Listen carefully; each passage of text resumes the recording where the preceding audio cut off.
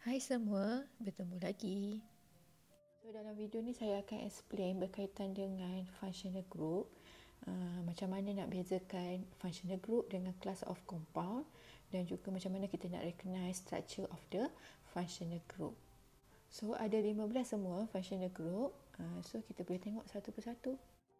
Okey, jadi ada dua perkara yang kita kena ambil tahu. Yang pertama adalah class of compound dan yang kedua adalah functional group. So saya harap awak semua boleh beza apa itu class of compound dan juga functional group. Okey, jadi kita pergi kepada class of compound yang pertama iaitu alkane. General formula untuk alkane adalah CnH2n plus 2. Okey, so alkane ni sebenarnya no functional group.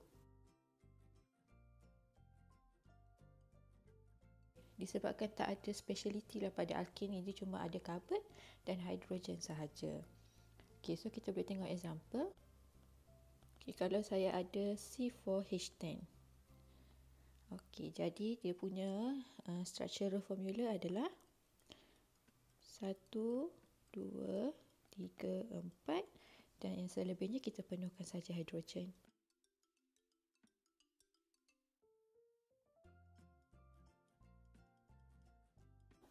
Okey, class of compound yang kedua adalah alkene. Okey, so dia punya general formula dia adalah CnH2n.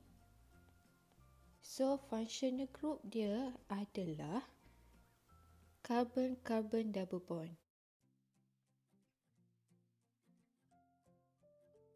So carbon-carbon double bond bukan carbon double-double bond.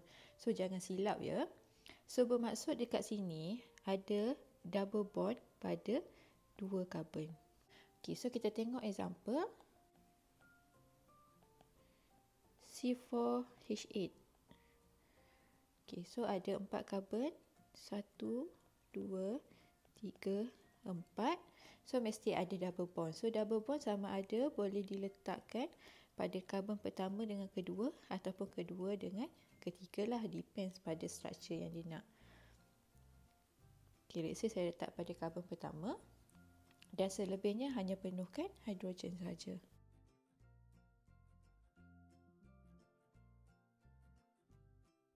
Class of compound yang ketiga adalah alkyne. Okay, general formula CnH2n minus 2.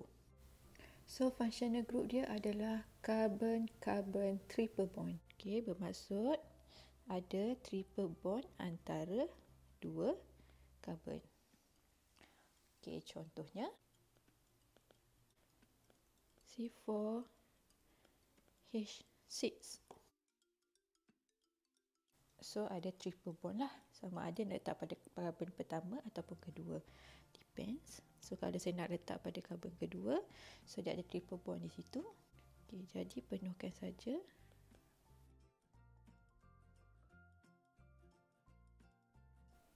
Okay, next. Class of compound yang keempat adalah arene.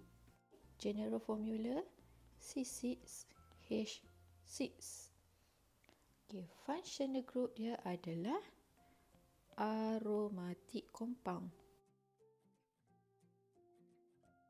Okay, atau juga dikenali sebagai benzene ring. Okay, so arene ni dia dalam bentuk cyclic yang ada 6 carbon. So dia dalam bentuk ring lah. Okay, so ada 6 carbon. Kemudian dia ada 3 double bond yang alternate. Okey. Ataupun boleh juga dilukis macam tu. Okey, class of compound yang kelima adalah alkohol. So general formula dia adalah CnH2n plus 1 OH. Functional group namanya adalah hydroxyl.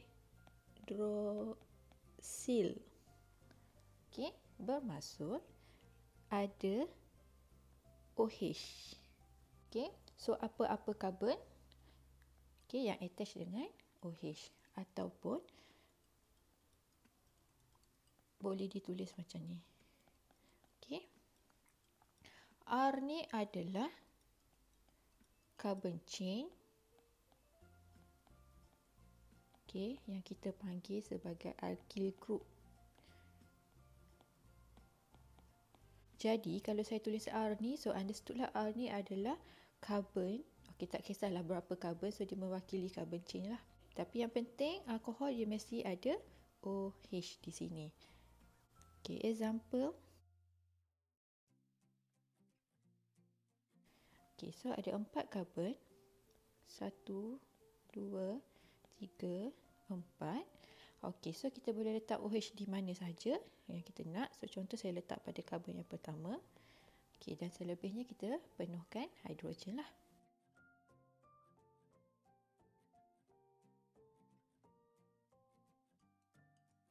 Class of compound yang seterusnya adalah aldehyde. Functional group aldehyde ni adalah karbonil. So saya nak ingatkan lagi sekali ya. Aldehyde ni adalah class of compound. Functional group dia adalah karbonil. So jangan tertukar. So macam mana struktur karbonil ni? So karbonil dia mesti ada C double bond O, dan untuk aldehyde dia mesti ada H di hujung. Dan belakang ni apa-apa karbon lah. Jadi syarat dia aldehyde ni mesti always at the first carbon. Mesti sentiasa pada karbon yang pertama. Sebab kita nak ada H di hujung tu. Contoh.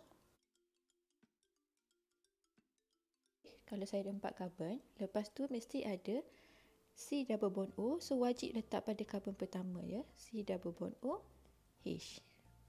Dan selebihnya penuhkan hidrogen. Next, yang ketujuh adalah ketone. Ketone ni sebenarnya adik-beradik dengan aldehyde. Kenapa? Sebab dia datang daripada functional group yang sama, iaitu karbonil. Tapi apa beza dengan aldehyde? So, ketone mesti ada C double bond O, tetapi dia mesti ada apa-apa karbon. Ataupun boleh ditulis C double bond O, R. Jadi syarat dia, ketone ni mesti start from second carbon and so on. Bermaksud dia tak boleh berada pada first carbon lah. Mesti start pada second carbon ataupun third carbon dan seterusnya. Contoh. Kalau saya ada 4 karbon juga. 1, 2, 3, 4. So C double bond O tu mesti diletakkan pada karbon kedua. So akan dapat C double bond O di sini. Dan selebihnya masukkan hidrogen. So nampak tak perbezaan aldehyde dan ketone? So aldehyde mesti ada C double bond O, H, dan ketone mesti ada C double bond O,